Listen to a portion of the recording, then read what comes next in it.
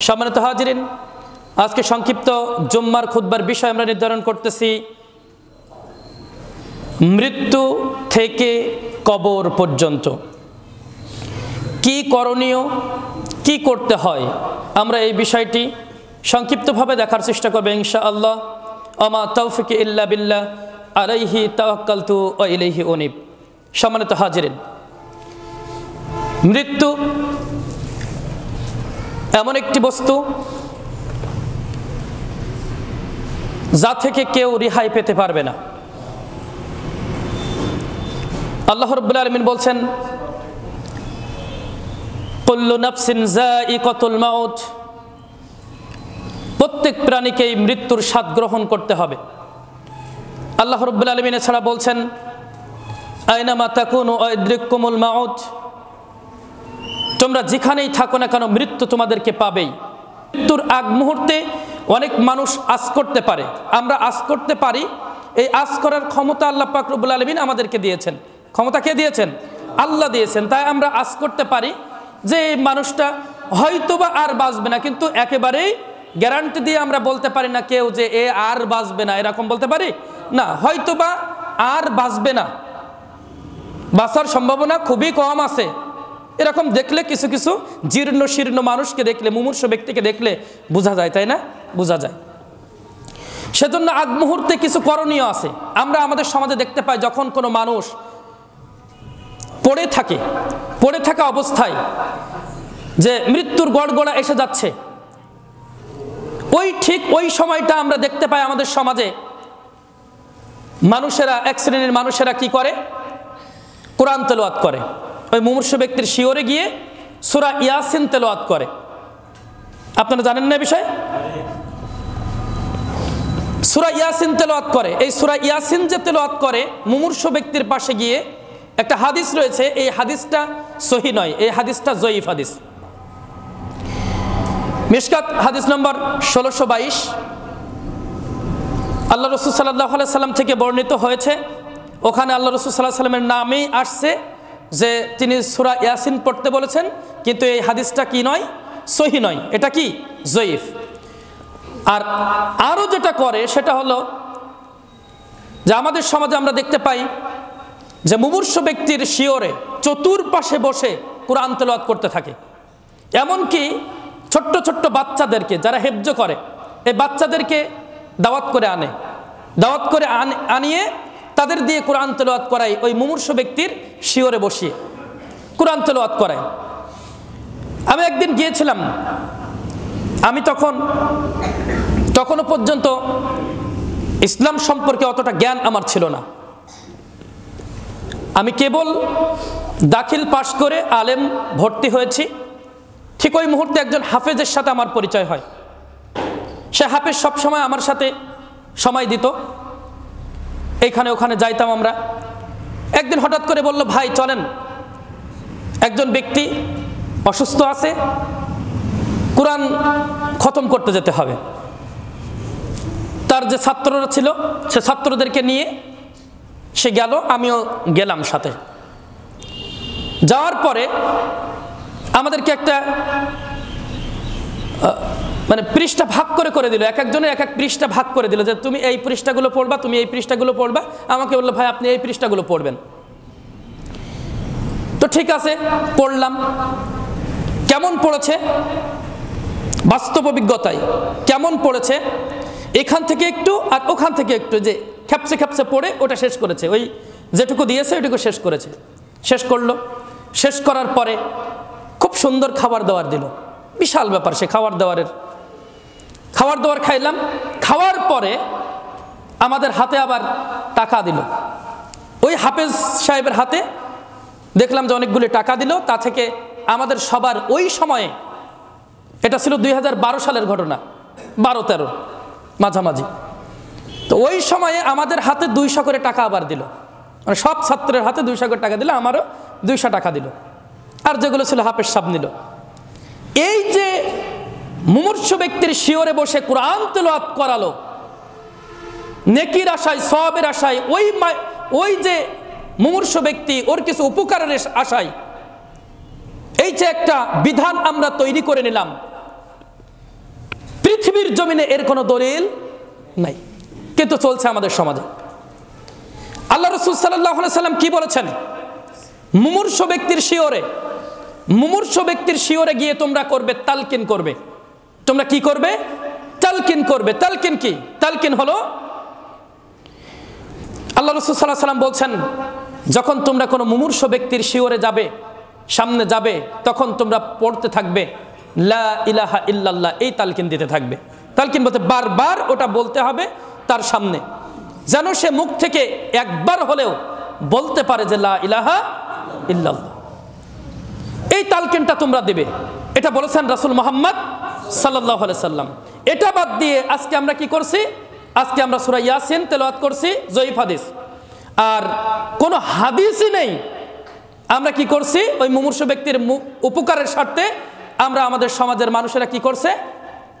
কোরআন তেলাওয়াত করাচ্ছে, অথচ এর কোনো হাদিসে নেই। আল্লাহ রাসূল সাল্লাল্লাহু আলাইহি সাল্লাম একজন আনসারী সাহাবীকে দেখতে গেলেন। আনসারী সাহাবীকে যখন দেখতে গেলেন, ওই সময় আল্লাহ রাসূল সাল্লাল্লাহু আলাইহি সাল্লাম বারবার বলছেন যে মামা আপনি বলুন লা ইলাহা ইল্লাল্লাহ, মামা আপনি বলুন লা ইলাহা ইল্লাল্লাহ, মামা আপনি বলুন লা ইলাহা ইল্লাল্লাহ। তখন ওই আনসারী সাহাবী আল্লাহ রাসূল সাল্লাল্লাহু আলাইহি সাল্লামের কথা শুনে বলছে যে আমাকে একটু ইখতিয়ার দেন, বলার মতো সুযোগ দেন। আল্লাহ রাসূল সাল্লাল্লাহু আলাইহি সাল্লাম বললেন না হ্যাঁ তুমি বলো। তখন ওই আনসারী সাহাবী বললেন লা ইলাহা ইল্লাল্লাহ। সুবহানাল্লাহ, ওর জন্য জান্নাত কি হয়ে গেল? বলুন তো দেখি, আল্লাহ রাসূল সাল্লাল্লাহু আলাইহি সাল্লামের চাচা, যেই চাচার শিওরে বারবার গিয়ে একটা কথা বলছিলেন, উচ্চারণ করছিলেন, চাচার নাম কি ছিল? তার শিওরে গিয়ে কি বলছে? চাচা আপনি বলুন লা ইলাহা ইল্লাল্লাহ। আল্লাহ রাসূল সাল্লাল্লাহু আলাইহি সাল্লাম বলছেন যে লা ইলাহা ইল্লাল্লাহ তোমরা তালকিন করাবে, যদি তার মুখ থেকে বের হয় সর্বশেষ কথা। হাদিস শুনেছি না? মান ক্বালা আখিরু কালামি লা ইলাহা ইল্লাল্লাহ ফাদাখালাল জান্নাহ, যে ব্যক্তির শেষ বাক্য হবে লা ইলাহা ইল্লাল্লাহ সে জান্নাতে প্রবেশ করবে। সুবহানাল্লাহ। যে ব্যক্তির শেষ বাক্য হবে লা ইলাহা ইল্লাল্লাহ সে কোথায় প্রবেশ করবে?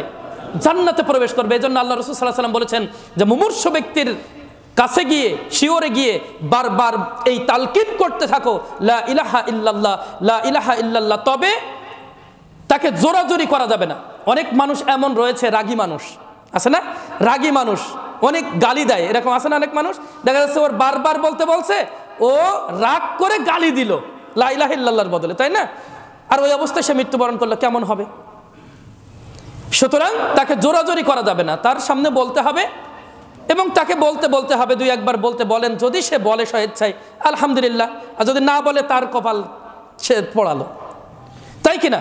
তাহলে আমরা যেটা বলছিলাম যে মৃত ব্যক্তির মানে মুমূর্ষু ব্যক্তির শিওরে গিয়ে আমাদের সমাজে যেটা করা হয় সূরা ইয়াসিন তেলাওয়াত করা হয়, অথবা আমাদের সমাজে আমরা দেখতে পাই যে হাফেজদেরকে ডেকে আনে, অথবা বাড়ির যে মহিলারা ওরা বসে বসে কোরআন তেলাওয়াত করে মুমূর্ষু ব্যক্তির পাশে, এগুলো সব কি নাজায়েজ, বেদাত কাজ, এগুলো করা যাবে না।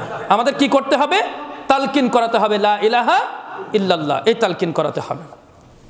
এটা সহিহ বুখারী হাদিস নম্বর। আচ্ছা, এখানে আরেকটা বিষয় বলি, যদি এই বিদাত করে, আমরা সবাই জানি না যদি বিদাতকারীর স্থান কোথায়? আমরা সবাই জানি তো, কুল্লু দালালাতিন ফিন নার, বিদাতকারীরা পথভ্রষ্ট, আর বিদাতকারীর স্থান কোথায়?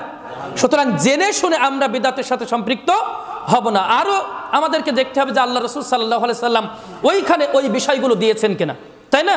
যে আমাদের আল্লাহ রাসূল সাল্লাল্লাহু আলাইহি সাল্লাম মুমূর্ষু ব্যক্তির শিওরে মৃত্যুর আগ মুহূর্তে ওই যে পড়ে আছে ওই অবস্থাতে ওই যে সূরা ইয়াসিন তেলাওয়াত করতে আমাদেরকে বলেছেন কিনা।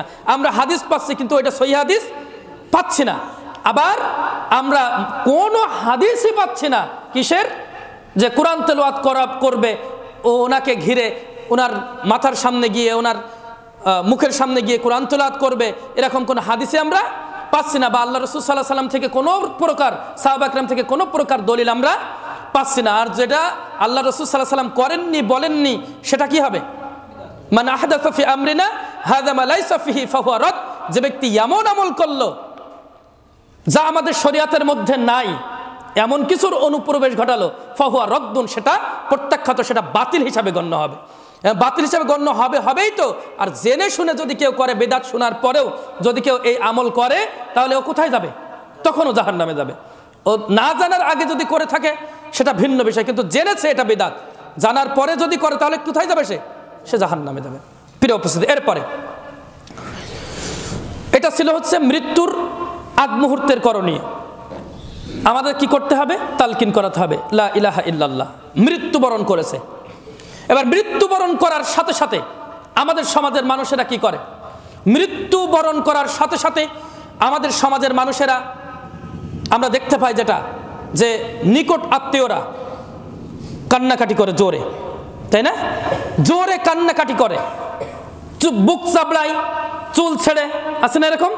আছে। ওরে মারে, ওরে বাপরে, আছে না এরকম? এরকম করে। এই যেটা করে এটা তো সম্পূর্ণভাবে আল্লাহ রাসূল সাল্লাল্লাহু আলাইহি ওয়াসাল্লাম কি করেছেন? নিষেধ করেছেন এবং বলেছেন যে এগুলি হচ্ছে জাহিলি আরবদের নীতি, সুতরাং তোমরা এগুলো করবা না। এবং সাথে সাথে বলা হয়েছে, সাথে সাথে বলা হয়েছে যে এগুলি হচ্ছে কুফুরের পর্যায়ে চলে যায়, কুফুরের পর্যায়ে চলে যায়। সুতরাং এইরকম কান্নাকাটি, জোরে জোরে কান্নাকাটি করা, বুক চাবড়ানো, চুল ছেঁড়া, এগুলো চলবে না। তারপরে আমাদের সমাজে আরো আছে যে মাইকিং করে, আছে না? মাইকিং করে, মৃত ব্যক্তির শোক প্রকাশ করে। এগুলো সব হচ্ছে জাহিলি আরব সমাজের রীতি। এগুলো আমাদের চলবে না। এটা দেখবেন যে মিশকাতুল মাসাবির ভিতরে আসে 1714 নম্বর হাদিসে যে আল্লাহ রাসূল সাল্লাল্লাহু আলাইহি ওয়াসাল্লামের স্পষ্টভাবে নিষেধ আছে যে এগুলো করা যাবে না। যে এই দেখেন আরো বিষয় যেগুলো আমরা দেখতে পাই যে আমাদের সমাজে যখন মানুষ মৃত্যুবরণ করে তখন আমাদের সমাজে পুরুষ এবং মহিলারা একত্রে দেখেন সেখানে ভিড় জমায়, আছে না এরকম? এটা চলবে না। তাহলে কি মৃত্যুর পরে কি করবেন? কি করতে হবে? মৃত্যুর সংবাদ শোনার সাথে সাথে পড়তে হবে ইন্না লিল্লাহি ওয়া ইন্না ইলাইহি রাজিউন। সবাই বলি তো, ইন্না লিল্লাহি ওয়া ইন্না ইলাইহি রাজিউন। জানি তো সবাই ইনশাআল্লাহ? ইনশাআল্লাহ। এই দোয়াটা যখনই আমরা শুনবো কেউ মৃত্যুবরণ করেছে, তখনই সাথে সাথে কি পড়বো? ইন্না লিল্লাহি ওয়া ইন্না ইলাইহি রাজিউন। আমরা সবাই কার জন্য? আল্লাহর জন্য, এবং আমরা সবাই তার দিকেই প্রত্যাবর্তন করব বা ফিরে যাব। এই দোয়া পড়ে আল্লাহ রাব্বুল আলামিনের নির্ধারিত তকদিরের উপরে সবর করতে হবে, ধৈর্য ধারণ করতে হবে। এবং যদি মৃত্যু ব্যক্তির চোখ যদি খোলা থাকে তাহলে বন্ধ করে দিতে হবে। আর সারা দেহে, মানে সারা দেহটা, পুরো দেহটা মুখমণ্ডল সহ তাকে কি করতে হবে? বড় একটা কাপড় দিয়ে ঢেকে দিতে হবে। এরপরে তবে যদি হজ এবং উমরা অবস্থায় যদি কেউ মৃত্যুবরণ করে, হজ এবং উমরা অবস্থায় যদি কেউ মৃত্যুবরণ করে তাহলে তার সমস্ত শরীর ঢেকবে, শুধুমাত্র মাথা এবং মুখমণ্ডলটুকু ঢাকবে না। কারণ কি? আল্লাহ রাসূল সাল্লাল্লাহু আলাইহি ওয়াসাল্লাম বলছেন, কারণ মিশকাতুল মাসাবির ভিতরে আসছে হাদিসটা, যে হাদিস নম্বর 1637, আল্লাহ রাসূল সাল্লাল্লাহু আলাইহি ওয়াসাল্লাম বলছেন যে এর কারণ হচ্ছে এই যে যারা হজ এবং উমরা অবস্থায় মৃত্যুবরণ করলো উনারা কিয়ামতের ময়দানে বিচারের কাঠগড়ার দিন তালবিয়া পাঠ করতে করতে উঠবেন। সুবহানাল্লাহ বিহামদি। এর জন্য তাদের মুখমণ্ডল এবং মাথাটা খোলা রাখতে বলেছেন ওই সময়, শুধু এতটুকু ঢাকা থাকবে, এতটুকু ঢাকা থাকবে। কারণ ওরা তালবিয়া পাঠ করতে করতে উঠবে। তালবিয়া কি? লাব্বাইক আল্লাহুম্মা লাব্বাইক। আমরা জানি না সবাই? বলেন তো, লাব্বাইক আল্লাহুম্মা লাব্বাইক ইন্নাল হামদা ওয়ান নি'মাতা লাকাল মুলক লা শারীকা লাকা লাব্বাইক লাব্বাইক আল্লাহুম্মা লাব্বাইক। এই যে তালবিয়া পাঠ করতে করতে উঠবে। সুবহানাল্লাহি ওয়া বিহামদি। কত মর্যাদা, কত সম্মান হাজীদেরকে দেওয়া হয়েছে। আল্লাহু আকবার। আপনি কি মনে করছেন যারা তালবিয়া পাঠ করতে করতে উঠছে আল্লাহর দরবারে, আল্লাহ তাদের ক্ষমা করবে না? ইনশাআল্লাহ। এই বিশ্বাস আমাদের আছে না? অবশ্যই আছে। কিন্তু অনেক হাজী এমন আছে, অনেক হাজীকে আমি দেখেছি, আমার নিজের চোখে দেখেছি, হজ করে এসেও নামাজ পড়ে না। আপনারা দেখেছেন? দেখেননি মনে হয় না? আমি দেখেছি। হজ করে এসেও কি করে না? নামাজ পড়ে না। হজ করতে গিয়েছে কেন বলেন তো? হজ করতে গিয়েছে ওর জীবনের, বিগত জীবনের যে গুনাহগুলো করেছিল এগুলো যেন আল্লাহ ক্ষমা করে দেয়, এরপর থেকেও কি করবে? ভালো কিছু করবে, তাই না? ভালো কিছু করবে, কিন্তু ও নামাজই পড়ে না, আরগুলো বাদই দিলাম। অনেক হাজিকে আমি দেখেছি যে তারা হজ করে এসে তারা সুদ ছাড়তে পারে না, আছে না? তাহলে হজ করতে গিয়ে কি হয়েছে? তার মানে তো আমি হজ করতে গেলাম কেন? লোক দেখানোর উদ্দেশ্যে গিয়েছি। অনেক হাজিকে আমি দেখেছি যে হজ করে এসে অন্যের সম্পদ মেরে খায়, আত্মসাৎ করে, আমি দেখেছি। তাহলে ও হজ করতে কেন গিয়েছিল? অনেক হাজিকে আমি দেখেছি হজ করে এসে নেশা করে, সিগারেট টানে, বিশাল ব্যাপার। আপনারা দেখেছেন কিন্তু জানেন, আমি দেখেছি। অনেক হাজিকে আমি দেখেছি যে হজ করতে গিয়েছে, হজ করে এসেছে, হজ করে আসার পরে তার স্ত্রী তার কন্যারা বেপর্দায় চলাফেরা করছে। আচ্ছা, কেন হজ করতে গিয়েছিলাম? হজ কেন করতে গিয়েছিলাম? আমার টাকা হয়েছে তা হজ করতে গিয়েছিলাম?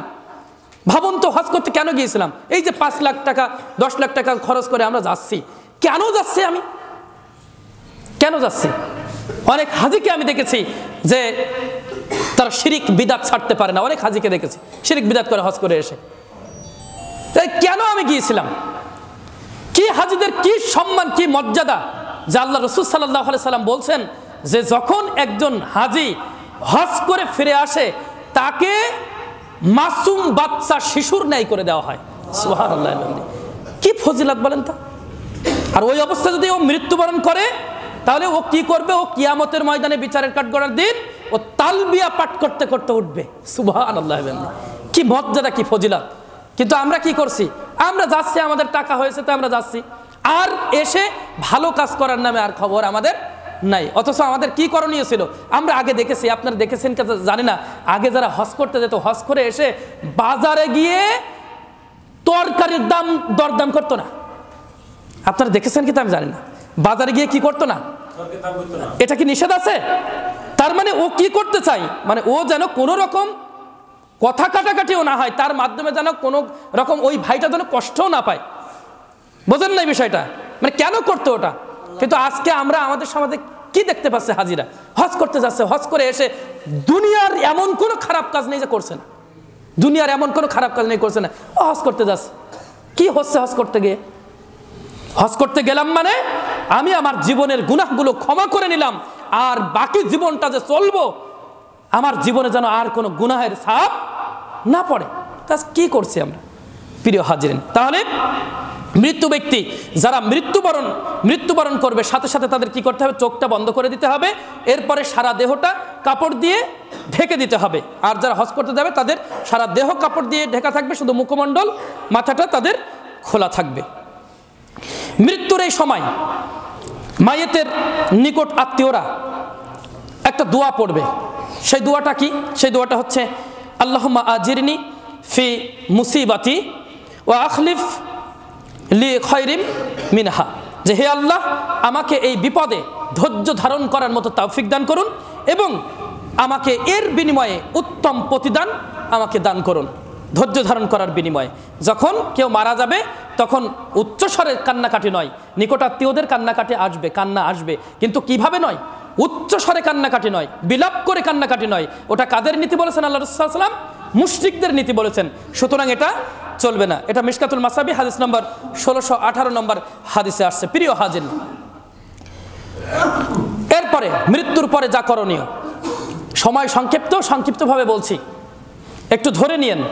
মৃত্যুর পরে যা করণীয়, মৃত্যুর পর 5টি কাজ দ্রুত সম্পন্ন করতে হয়। কয়টি কাজ?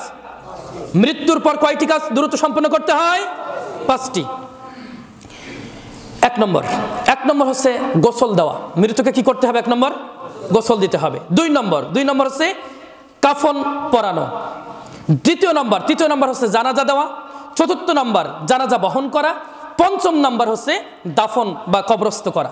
এই 5টি কাজ দ্রুত সম্পন্ন করতে হয়। আজকে আমরা আমাদের সমাজে দেখতে পাই যে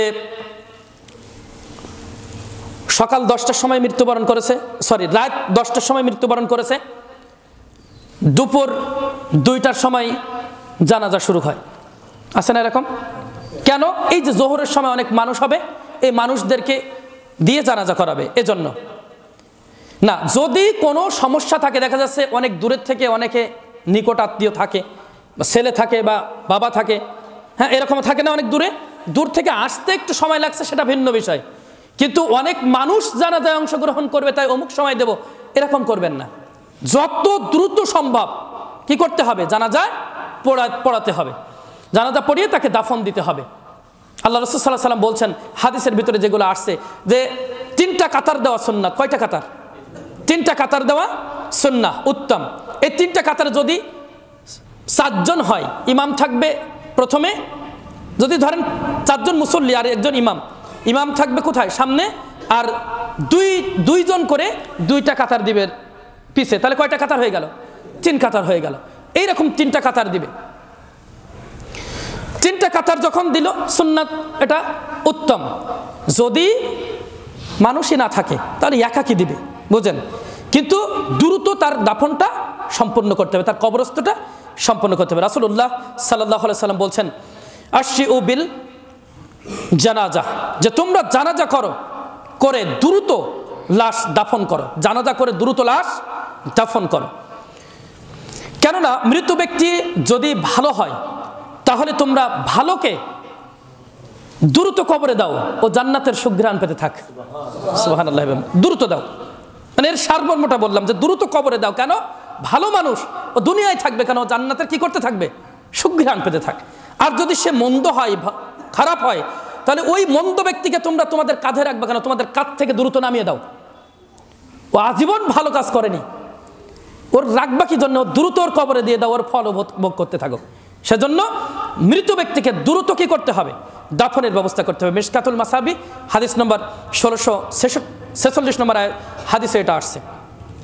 তাহলে 5টি কাজের মধ্যে প্রথম যে কাজটি আমরা দেখলাম, প্রথম যে কাজ সেটা কি?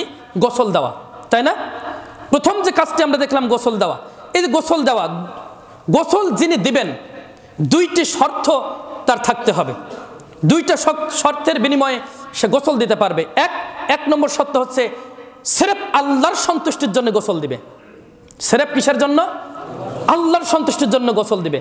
আর দ্বিতীয় নম্বর হচ্ছে যে মৃত ব্যক্তির গোসল দেওয়ার সময় অনেক গোপনীয় কিছু থাকতে পারে, এই গোপনীয় বিষয়গুলো গোপন রাখবে। এই 2টা শর্তের বিনিময়ে একজন ব্যক্তি কি করবে? গোসল করাতে পারবে ওই মাইয়াতকে, ওই মৃত ব্যক্তিকে। এই যে গোসল দিতে পারবে, দেখেন গোসল দেওয়ার নিয়মটা একটু দেখেন। প্রথমে বিসমিল্লাহ বলে ডান পাশ থেকে শুরু করবে, উজুর অঙ্গ প্রত্যঙ্গ থেকে। তাহলে উজুর অঙ্গ প্রত্যঙ্গ কোনটা? প্রথমে হাত শুরু করবে, এখান থেকে শুরু করে এবার কি করবে? এবার সমস্ত শরীরে 3 বার, মানে বিজোড় সংখ্যায় 3 বার, 5 বার, 7 বার তিনি পানি দিয়ে সুন্দর করে ধোয়াতে করবেন। এই সময় হাতে একটা ন্যাকড়া রাখবেন, এই ন্যাকড়া দিয়ে গোপন যে অঙ্গ আছে, গোপন অঙ্গটা সুন্দর করে পরিষ্কার পরিচ্ছন্ন করে দিবে। সরাসরি হাত দিবে না এবং গোপন অঙ্গের দিকে সরাসরি তাকিয়ে থাকবে না, এটা মাথায় রাখতে হবে। যে তাহলে গোসল কিভাবে দিতে হবে আমরা বুঝলাম তো।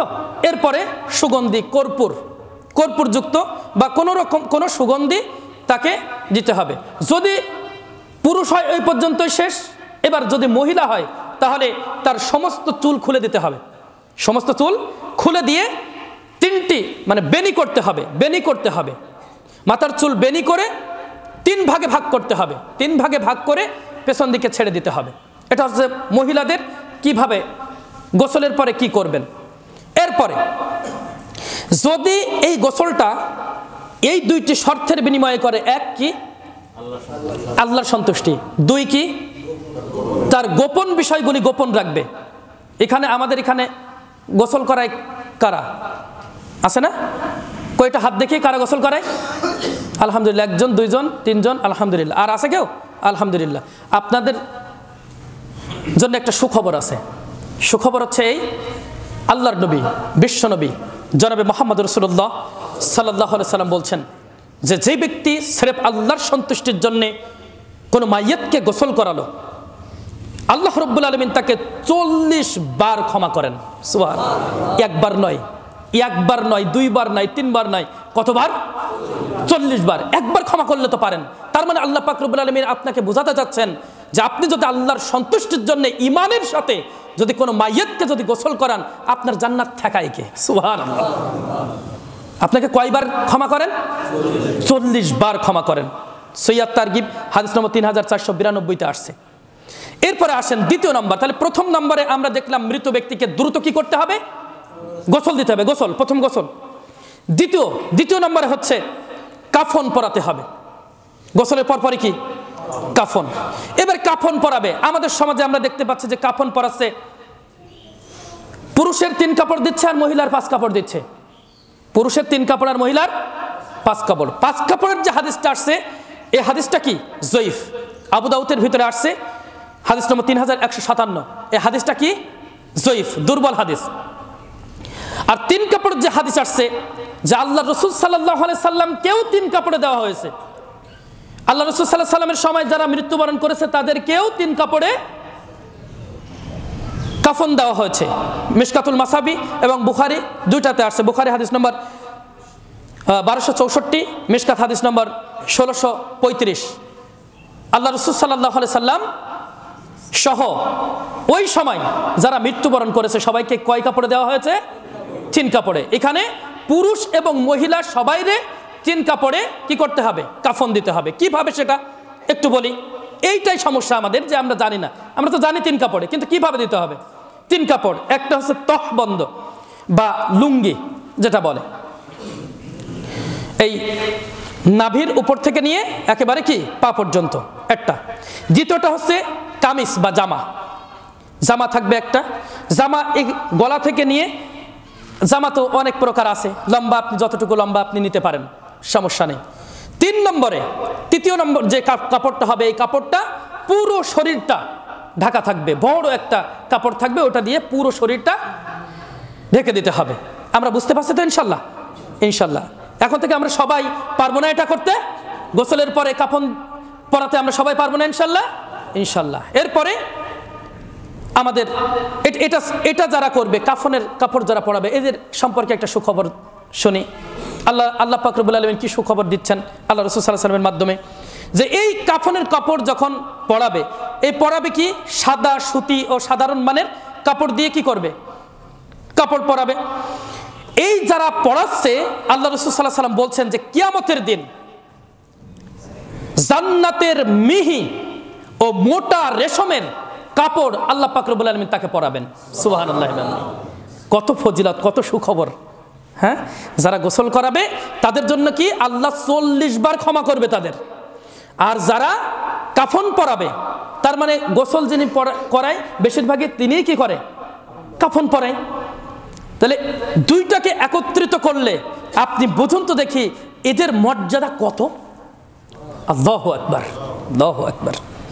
প্রিয় হাজরিন, তাহলে 1 নম্বরে যেটা দেখলাম, দ্রুত যেটা করতে হবে মায়েতের জন্য, সেটা হচ্ছে কি? 1 নম্বর হচ্ছে গোসল দিতে হবে। 2 নম্বর হচ্ছে কাফন পরাতে হবে। 3 নম্বর হচ্ছে জানাজা করাতে হবে। জানাজার নিয়ম, জানাজা আমরা যখন নিয়ে যাচ্ছি, জানাজার নিয়ম কি? উত্তরে মাথা, দক্ষিণে পা। উত্তর দিকে উত্তরে মাথা, দক্ষিণে পা রেখে কি করতে হবে? কেবলা সামনাসামনি করে রেখে, যদি মহিলা হয় তাহলে কোমর বরাবর দাঁড়াবে ইমাম সাহেব। যদি মহিলা হয় কোন বরাবর? কোমর বরাবর। আর যদি পুরুষ হয় তাহলে মাথা বরাবর। পুরুষ হলে কি বরাবর? মাথা বরাবর। পুরুষের মাথা বরাবর, মহিলার কোমর বরাবর দাঁড়াবে। দাঁড়িয়ে এরপরে এর আগ মুহূর্তে একটা করণীয় আছে। এই মাইয়েতের ঋণ আছে কিনা? এই মায়েতের কি আছে কিনা? ঋণ আছে কিনা? আমরা করি না এটা? এই মায়েতের ঋণ আছে কিনা? যদি কেউ ঋণ যদি পাই তাহলে তাদেরকে বলা হয় যে আমরা ক্ষমা করব, যদি নিকটাত্মীয় যদি সমর্থ থাকে ক্ষমা করব, যদি না থাকে তাহলে আমরা অনেকে ক্ষমা করে দেই। এরকম আছে না? আছে। এটা করবে খুব সংক্ষেপে। এবার ইমাম সাহেব কিছু কথা বলবে, যিনি ইমামতি করবেন তিনি কিছু কথা বলবেন কোরআন এবং হাদিস থেকে মৃত্যু সম্পর্কে একটু টাচ দিবে, খুব বেশি নয়, একটু টাচ দিবে। টাচ দেওয়ার পরে এবার কি করবে? এবার মৃত ব্যক্তিকে সামনে নিয়ে সবাই নিয়ত করে 4 তাকবীরে সালাত হয়। কয় তাকবীরে? 7 তাকবীরে। 4 তাকবীরে সালাত আদায় করবে। সর্বপ্রথম তাকবীর আল্লাহু আকবার বলে যখন সর্বপ্রথম তাকবীর দিচ্ছে, তাকবীর দিয়ে সবাই বুকের উপরে হাত বাঁধবে। তাকবীর দিয়ে বুকের উপরে হাত বেঁধে আউযু বিল্লাহি মিনাশ শাইতানির রাজিম বিসমিল্লাহির রহমানির রহিম এটা বলে তারপরে সূরা ফাতিহা পড়বে, তারপরে আরেকটা সূরা পড়বে। আজকে আমরা আমাদের সমাজে দেখছি যে সূরা ফাতিহা পাঠ করে না, বিভিন্ন রকম যুক্তি দিয়ে তারা কি করে, তারা সূরা ফাতিহাকে বাদ দিয়ে তারা আজকে আমরা আমাদের সমাজে দেখতে পাচ্ছি যে তারা সানা পড়ে। কি পড়ে? সানা পড়ে। অথচ আল্লাহ রাসূল সাল্লাল্লাহু আলাইহি সাল্লাম এর সুন্নাতই হলো সূরা ফাতিহা পাঠ করা। সুন্নাত কি? সূরা ফাতিহা পাঠ করা। আসুন একটু দেখি সহিহ বুখারীর হাদিস নম্বর 1335। এই হাদিসটি আবু তালহা রাদিয়াল্লাহু তাআলা আনহু এই হাদিসটি বর্ণনা করেন। তিনি বলেন রাসূল করিম সাল্লাল্লাহু আলাইহি তিনি বলেন যে আমি একদিন আব্দুল্লাহ ইবনে আব্বাস রাদিয়াল্লাহু তাআলা আনহুর পেছনে সালাত আদায় করছিলাম। আব্দুল্লাহ ইবনে আব্বাস রাদিয়াল্লাহু তাআলা আনহুর পেছনে জানাজার সালাত আদায় করছিলাম। যখন আব্বাস রাদিয়াল্লাহু তাআলা আনহু সাথে সাথে আব্দুল্লাহ ইবনে আব্বাস রাদিয়াল্লাহু তাআলা আনহু বলছেন পরে যে ক্বালা লিয়ালামু আন্নাহা সুন্নাহ, এটাই হলো আল্লাহ রাসূল সাল্লাল্লাহু আলাইহি ওয়াসাল্লামের সুন্নাহ। সুবহানাল্লাহ, এটাই হলো আল্লাহ রাসূল সাল্লাল্লাহু আলাইহি ওয়াসাল্লামের কি সুন্নাহ, এটাই হলো সুন্নাহ। তাহলে সাহাবা একরামরা সুন্নাহ পালন করেছে কার? রাসূল সাল্লাল্লাহু আলাইহি ওয়াসাল্লামের। তাহলে আল্লাহ রাসূল সাল্লাল্লাহু আলাইহি ওয়াসাল্লাম সূরা ফাতিহা পড়েছেন জানা যায়। আচ্ছা, এই হাদিস আমরা যখন বলি তখন বলে যে জানাজার না। ওই যে সহিহ বুখারীর 756 নম্বর হাদিস লা সালাতা লিমান লাম ইকরা বিফাতিহাতিল কিতাব, যে ব্যক্তি সালাতে সূরা ফাতিহা পড়লো না তার সালাত হলো না। এখন যে কোনো সালাতে সূরা ফাতিহা পড়তেই হবে যদি ওই হাদিসটা নেই। আর যদি ওই হাদিসটা না নেই, আপনি বলুন যে এই যে হাদিস সহিহ বুখারীর 1335 নম্বর হাদিস, এই হাদিস কোথায় ফেলাবেন? যে আব্দুল্লাহ ইবনে আব্বাস রাদিয়াল্লাহু তাআলা আনহু স্বয়ং সূরা ফাতিহা পড়েছেন এবং বলছেন যে এটাই হচ্ছে সুন্নাহ। সুবহানাল্লাহি ওয়া বিহামদিহি, এটাই সুন্নাহ। তাহলে এই হাদিস কোথায় ফেলাবেন? এই সুন্নাহ বাদ দিয়ে আজকে আমরা কি করেছি? সূরা ফাতিহা বাদ দিয়ে আমরা আজকে বিভিন্ন রকম যুক্তি দিয়ে আমরা আজকে আমাদের সমাজে কি করেছি? সানা পড়ছি। সূরা ফাতিহার পরে একটা সূরা, যে কোনো একটা সূরা, এরপরে দ্বিতীয় তাকবীর দিবে। দ্বিতীয় তাকবীর দিয়ে দরুদে ইব্রাহিম পড়বে। দরুদে ইব্রাহিম আমরা সবাই জানি না? আল্লাহুম্মা সাল্লি আলা মুহাম্মাদ ওয়া আলা আলি মুহাম্মাদ, আমরা সবাই জানি।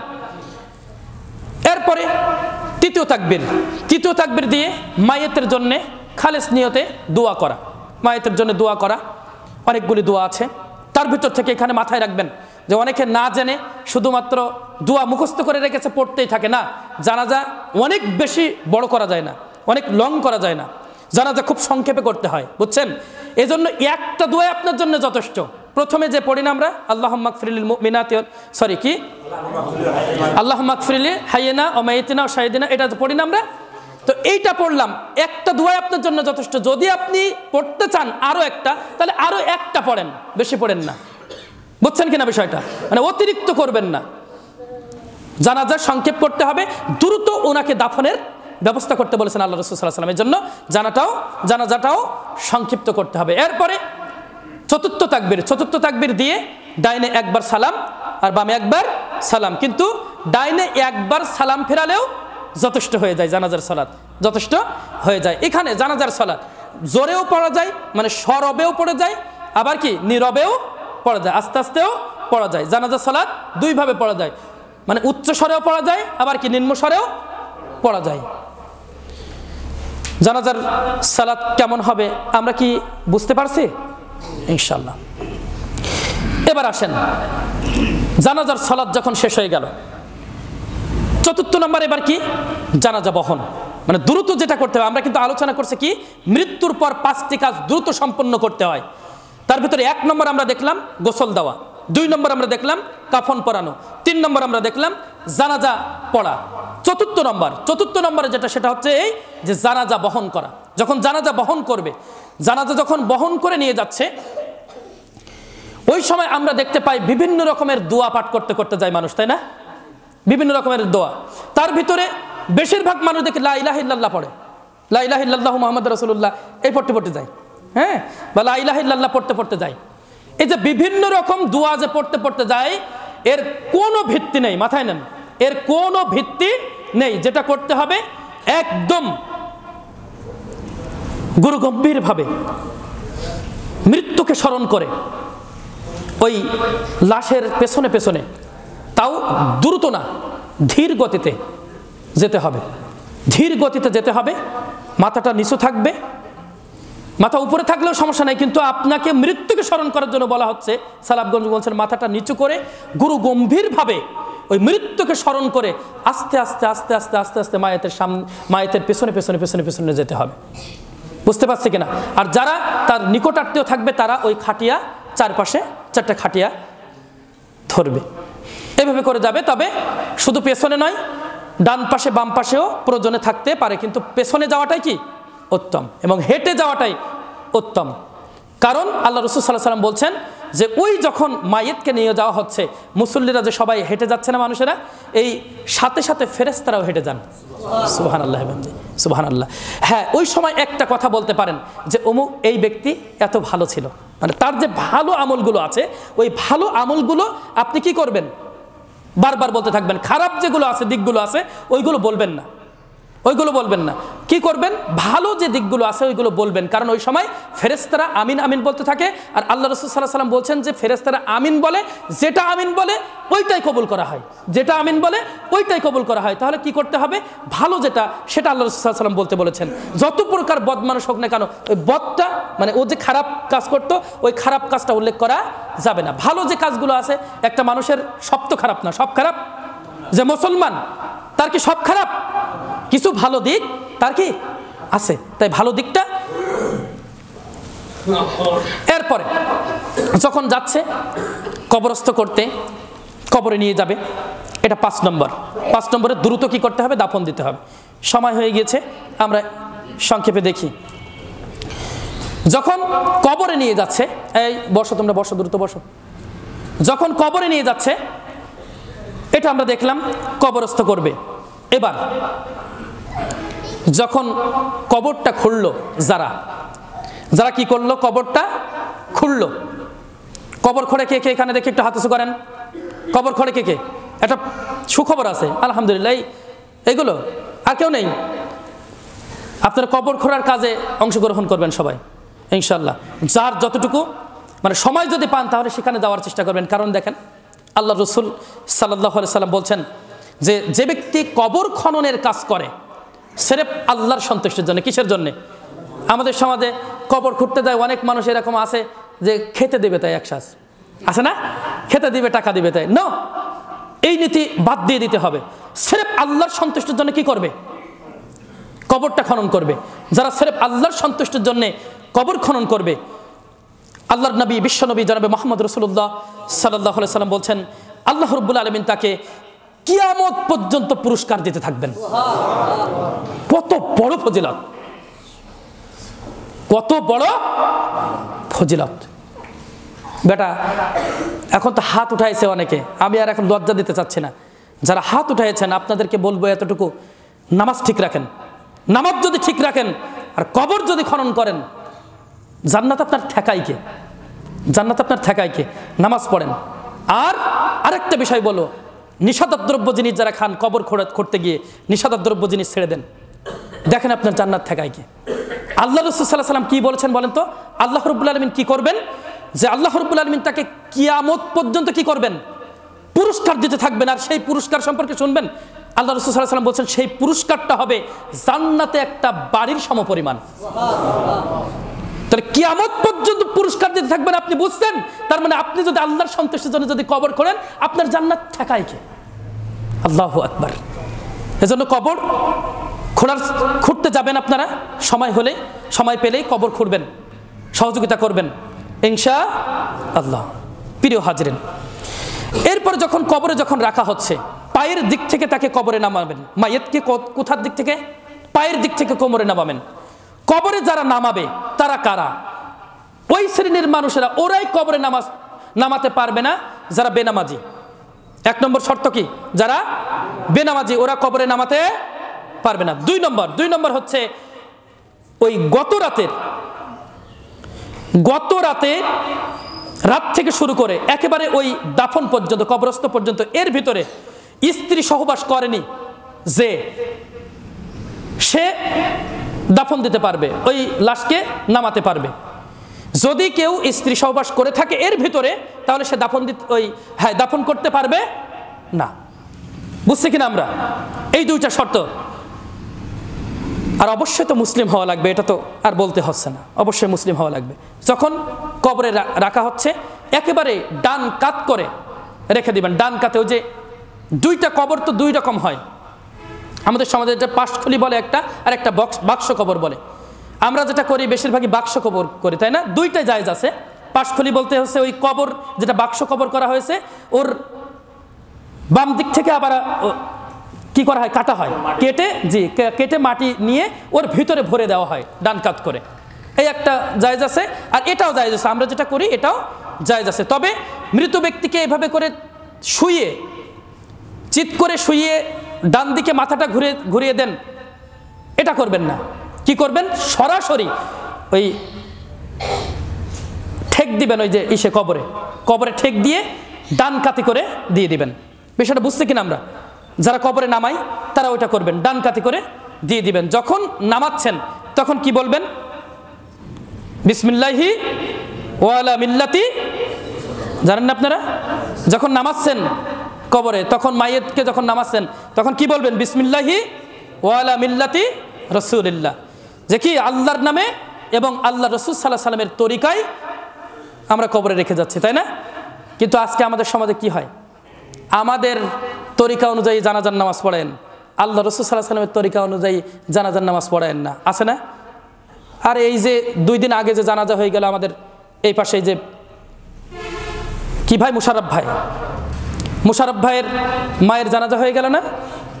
তাহলে মুশাররফ ভাই যেহেতু নামাজ পড়াতে পারে সন্তান, তার অধিকার বেশি না? সে যখন নামাজ পড়াবে তখন ইমাম সাহেব নাকি বলেছে যে আমাদের তরিকা অনুযায়ী নামাজ পড়ায়। বুঝছেন বিষয়টা? তরিকা কার? ওরা ইসলামকে ভাগ করে নিয়েছে। তরিকা কার? আমার তরিকা ধরতে হবে তো রাসূল মুহাম্মদ সাল্লাল্লাহু আলাইহি সাল্লামের তরিকা। পৃথিবীতে যত তরিকা আছে, হানাফি বলো, শাফিঈ বলো, হাম্বলি বলো, মালিকি বলো, নকশবন্দিয়া বলো, চিশতিয়া বলো, কাদরিয়া বলো, যে সমস্ত তরিকা আজকে আমরা আমাদের সমাজে দেখতেছি, আল্লাহর রাসূল সাল্লাল্লাহু আলাইহি সাল্লামের তরিকা বাদ দিয়ে যে কোন তরিকা তুমি ধরবা, ওটা যদি আল্লাহর রাসূল সাল্লাল্লাহু আলাইহি সাল্লামের তরিকা অনুযায়ী না হয়, তাহলে তুমি আর জাহান্নাম ঠেকায় কে? তরিকা হবে একজনের, তার নাম কে? নবী মুহাম্মদ রাসূলুল্লাহ সাল্লাল্লাহু আলাইহি সাল্লাম। কিসের ইমাম? কিসের তরিকা তোমার? আরে তরিকা বলছে আমাদের তরিকা অনুযায়ী নামাজ পড়াতে হবে। বেটা তুমি তো বলবা তুমি আলেম নামের কলঙ্ক, তুমি তো বলবা যে আমি অমুক মসজিদের ইমাম, আমি একজন আলেম। আমি তোমাকে বলছি নবীর তরিকা অনুযায়ী, পবিত্র কুরআন এবং সহিহ হাদিস অনুযায়ী তুমি নামাজ পড়াবে। তোমার কথা তো এটা থাকবে, তুমি আমার তরিকা মানে? তুমি কি ইসলামকে ভাগ করেছো নাকি? ইসলামটাকে ভাগ করে নিয়েছো? আর কত করবা তোমরা? আর কত করবা? ভাগ করতে করতে করতে করতে আজকে এই বাংলাদেশের বুকে মনে হয় 2 লাখেরও বেশি শুধু তরিকা আছে। আর কত ভাগ করবা? তুমিও মুসলিম, আমিও মুসলিম। আসুন পবিত্র কুরআন এবং সহিহ হাদিস মেনে নেই। বলুন তো দেখি আমাদের আর ভাগ থাকবে? আসুন, আপনি মুসলিম, আমি মুসলিম, পবিত্র কুরআন এবং সহিহ হাদিস মেনে নেই। এই নীতিতে যদি অটুট থাকি, বলেন অনড় থাকি, তাহলে আমাদের কি আর কি আমাদের দলাদলি থাকবে? বেটা তুমি এক তরিকা, তুমি এক তরিকা, তুমি এক তরিকা। আমার এখন কি করতে হয়েছে? মুসলিমরা যখন সবাই দলে দলে বিভক্ত হয়েছে, আমার এখন কি করতে হয়েছে? আমার এই মুসলিমদেরকে একত্রিত করার জন্য একটা প্ল্যাটফর্ম তৈরি করতে হয়েছে। প্ল্যাটফর্ম হচ্ছে কি? আহলুল হাদিস। তুমি বলছো ওই আরেক দল, আহলে হাদিস আরেক দল। তুমি বলছো, তুমি নাদান, তুমি মূর্খ। আহলে হাদিস কোনো দলের নাম নয়। তুমি পবিত্র কুরআন এবং সহিহ হাদিস মেনে নিবে, তুমি আহলে হাদিস। আমি পবিত্র কুরআন এবং সহিহ হাদিস মেনে নেব, আমি আহলে হাদিস। আহলে হাদিস কে জানো তুমি? আহলে হাদিস কোনো দলের নাম নয়।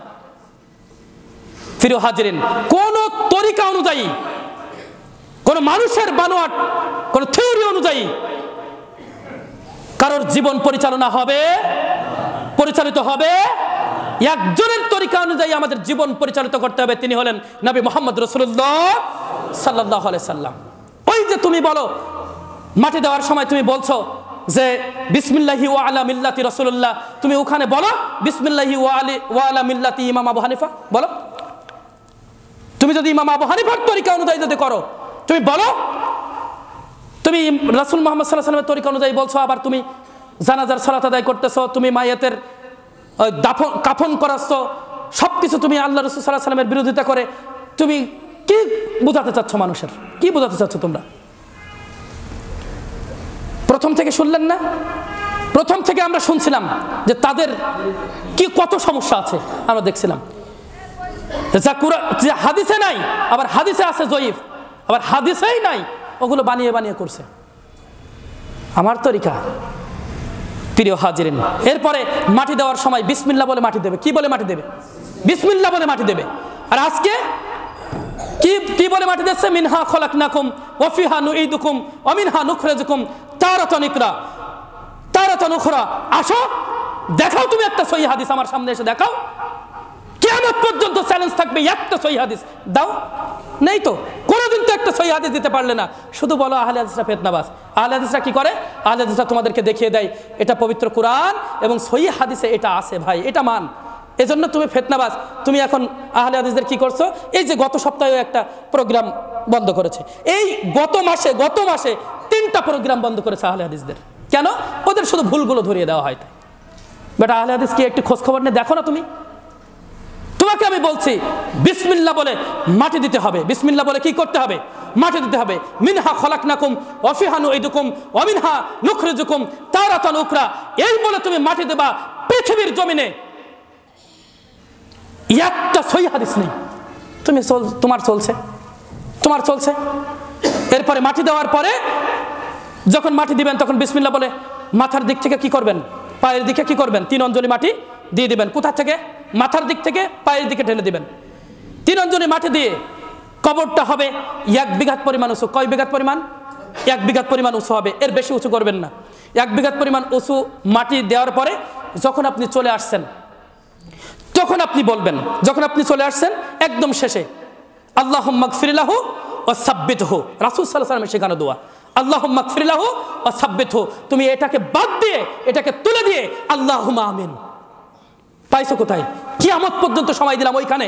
আল্লাহ রাসূল সাল্লাল্লাহু আলাইহি ওয়াসাল্লাম, সাহাবা একরাম কোনোদিন হাত তুলে সম্মিলিতভাবে ওইভাবে করে কবরের পাশে গিয়ে দোয়া করেছেন? একটা হাদিস চাই তোমাদের, একটা হাদিস দেখাতে পারো না। তোমাদের তরিকা না, তোমাদের তরিকা অনুযায়ী হবে একজনের তরিকা অনুযায়ী। আমরা চলবো একজনের তরিকা অনুযায়ী, তিনি হলেন নবী মুহাম্মদ রাসূলুল্লাহ সাল্লাল্লাহু আলাইহি সাল্লামের তরিকা অনুযায়ী, কোন মানুষের তরিকা অনুযায়ী নাই। ইমাম আবু হানিফা, ইমাম শাফি, ইমাম হাম্বলি, ইমাম মালিকি সবাই আমাদের সম্মানের পাত্র। সবাইকে আমরা সম্মান করি, শ্রদ্ধা করি। তাদের যে গবেষণা যারা যেগুলো করেছে কোরআন সুন্নাহ অনুযায়ী যেগুলোই হয়েছে, সাথে সাথে আমরা সেগুলো কি করেছি? মেনে নিয়েছি। কিন্তু আমরা গোলামি করি না যে যা বলেছে ইমাম আবু হানিফা তাই মানবো। বলে সময় তো সংক্ষেপ, সময় তো শেষ হয়ে গিয়েছে। কি বলে আমাদের সমাজে? যে 4টা মাযহাব ফরজ, একটা মাযহাবের উপর আমল করলে হয়। কত বড় নাদান, কত বড় মূর্খ তুমি! ফরজ জিনিসকে বাদ দেওয়া যায় ভাই? তা 4টা যদি ফরজ হয় তো একটা মানবো আর 3টা মানবো না? চলবে? প্রিয় হাজিরিন, তাহলে সর্বশেষ যেটা বলে বের হয়ে আসবো আমরা কবর থেকে, সেটা কি? আল্লাহুম্মা গফির লাহু।